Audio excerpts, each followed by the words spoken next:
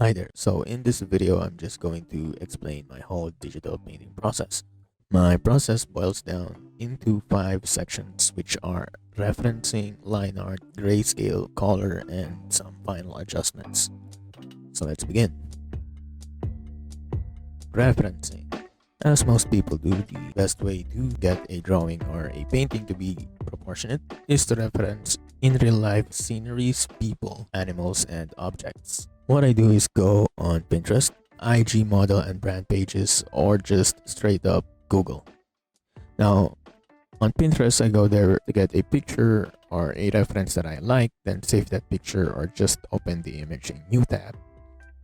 For Instagram, I started following these model agency pages, as these pages has this keen eye on aesthetics when it comes to portraits. For Google, that is self-explanatory. I only do this whenever I want to do a fan art. Now I am going to insert another method here in referencing, which is making your own reference. Now, whenever I want to draw and I don't want to rely on an existing image, I go to a website that, for example, has sample 3D poses. A website that I found pretty frequent on using is this one right here. And then I also have this app installed right here on my phone. Both of these are free. First one I use is called Magic Poser, although this one is actually lame now. Second one is this Asaro Head app. This one helps me set up my lighting for most of my drawings. And last one is just the generic Clip Studio model, and from there I can pretty much do whatever I want and save that as an image. Now, when I have all the references for my project, I compile it to this app on my computer called PureRef, and basically have that on my side. Now, I use all of these resources, maybe not everything on a single project, but I will use any of it. Like for example, I never had a drawing without me using an Asaro head as a guideline for lighting. Now, next section, line art. So I started off with a sketch, or rather a line art, just like everybody. In here, I am drawing a simple portrait. The way I draw heads is purely based on the Loomis method. It's a good method, especially for beginners, intermediates, to understand the head anatomy as well as facial structures and proportions. Now, I didn't really do the whole Loomis guideline here, and I kind of just went off detailing the face immediately.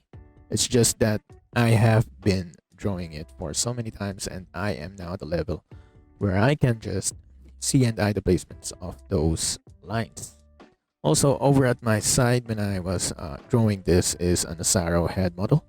Like I said, I never had a drawing yet where I didn't use this. It's again to accurately figure out my lighting. So most people will just leave this part as a sketch, but line arts are very important for me. Most people would just dismiss line arts and not polish it.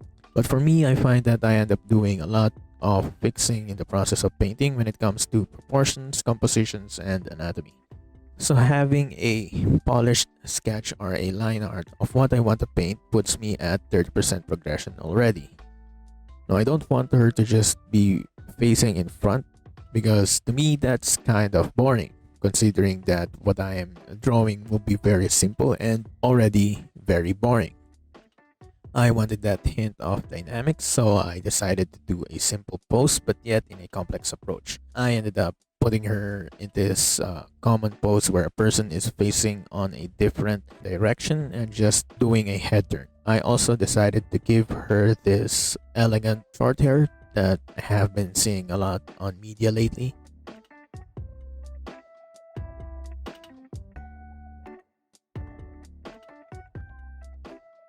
So as you can see, the whole line art has got into shape.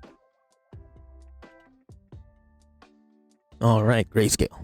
This is the section where I mostly take my time on this painting. The reason I work in grayscale is because this grayscale section just makes sense for me, as I used to do charcoal and graphite drawings when I was younger.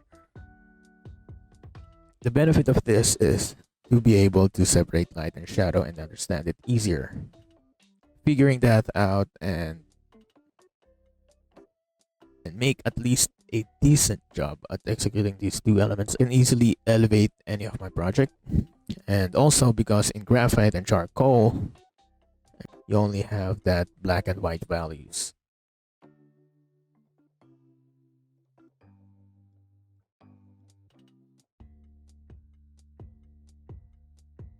I place down a regular soft dark gray to establish something in the canvas by using a regular soft brush while following the line art. I used this chalk brush right here I found on the internet to find those hard shadows because light hits very differently depending on what type of surface it is.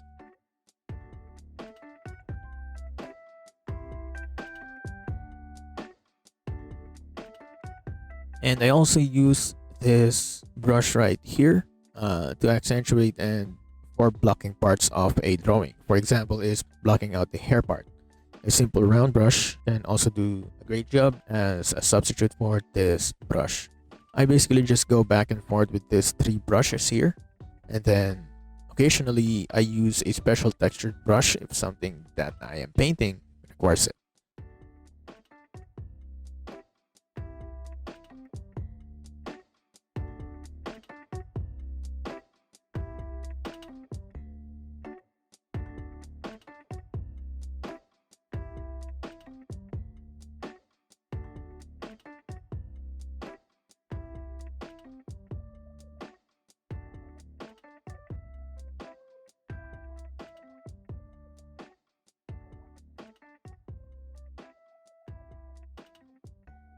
I also use color grading tools. It's these things right here.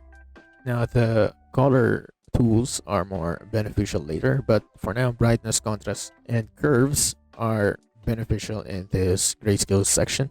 These color grading tools are essential tools for me to calibrate all color spectrum as well as the lighting value of my drawing.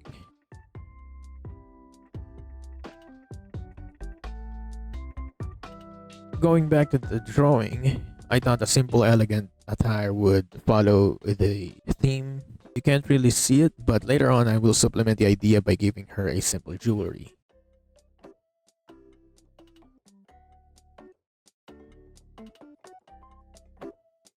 Sometimes when you are drawing something, you will find that there is something missing. I will be changing the hairstyle but still be at the same type of hair.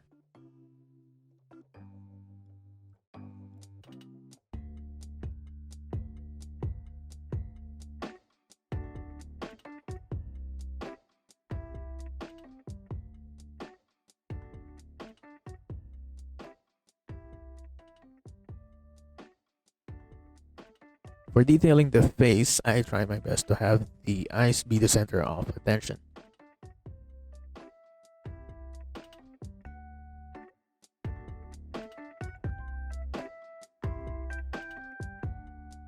And since this is a close-up, I won't be taking too much time on drawing backgrounds. A simple Gaussian blur or a scribble, a couple of bokeh, motion blur, or just leaving it blank will do the job just fine.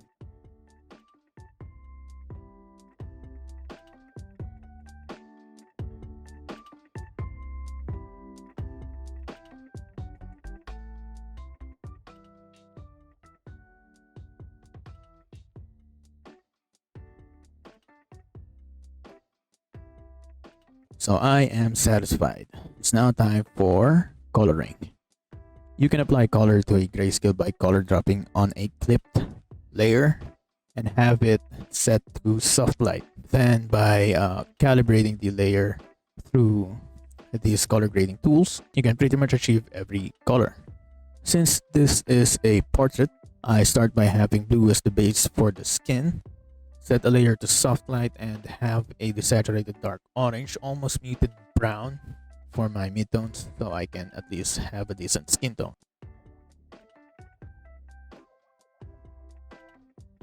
I used red set to a soft light layer as well to find parts of the face where there are more blood flow showing underneath the skin.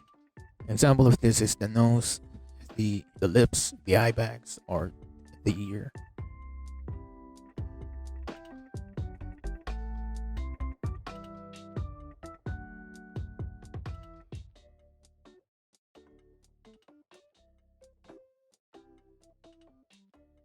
So yeah, when the right color are established, I just start color picking and start color blending and color correcting based on the natural palettes brought by those initial based colors. And at the same time adjust the general scheme by using the color grading tools.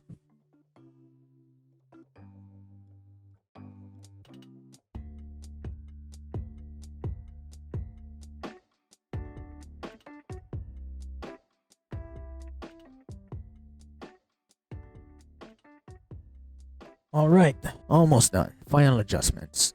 So for this one, what I do is I just identify what's wrong, or rather what feels off in the whole overall drawing. You can identify these things by just stepping back from what you're working on for about 15 to 30 minutes. Though for me, sometimes it takes a whole day. It helps my brain to refresh and see the drawing or paintings differently, as I have been looking and working on it for about maybe 3 to 4 hours or 6 to 8. After that, I just correct those things, whether it be the eye is too high, too big, or too close, the nose is too big, too long, or just an element in the drawing is too flashy.